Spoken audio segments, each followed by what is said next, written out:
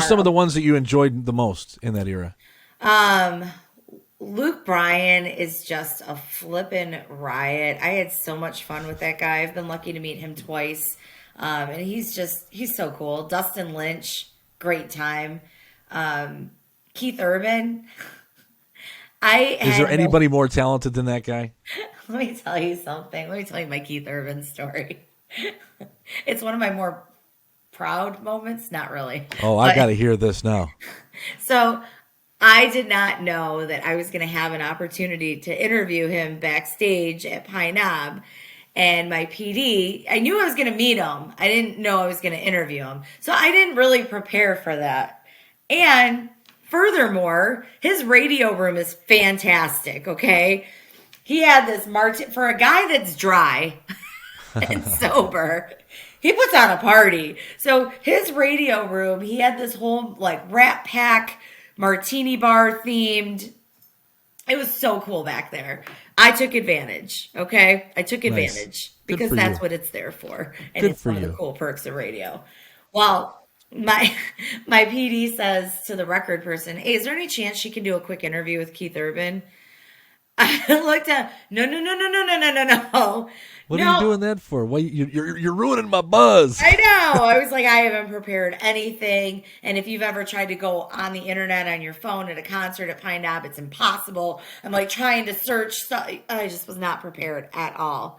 And I have a buzz on, a good one. So I sit down and I do this interview. I'll have to send you the video of it. It's hilarious. Oh, I'd love to see that. And I said, so Keith,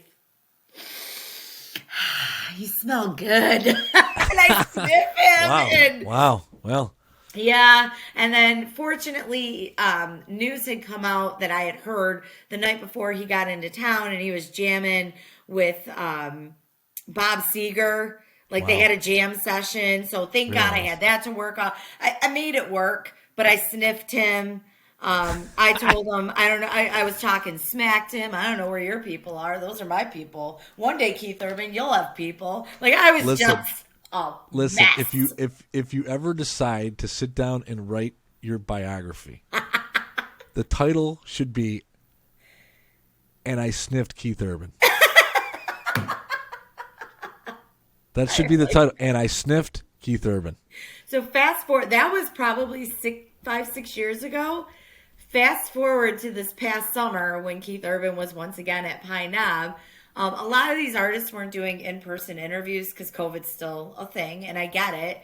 You know, they're very much so in a bubble, a lot of them, because that'll throw off their whole tour. And so we did a phone interview with Keith Urban, and the person comes on the line and says, Keith, you're on with Goose and Renee. And he goes, Renee, it's been a long time. It's been a few years. How are you, old friend? And I was like, oh my God. How do you forget someone that sniffed you? How do you do it? I was so horrified.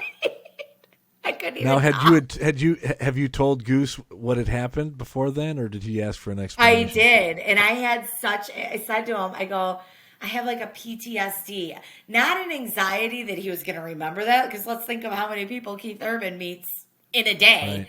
You know, I had. But how many sniff him? How many sniff him? I'm just saying. How many sniff him? Yeah, well, there's that. And we usually security probably hauls those people away. So yeah, I had such anxiety over doing that interview for no good reason. Well, for good reason. And then when he came on and he did that, it just escalated it to pure almost panic attack. I couldn't talk. Goose had to jump in. I was like, that's hilarious. I go, you remember. That's what I said. You remember.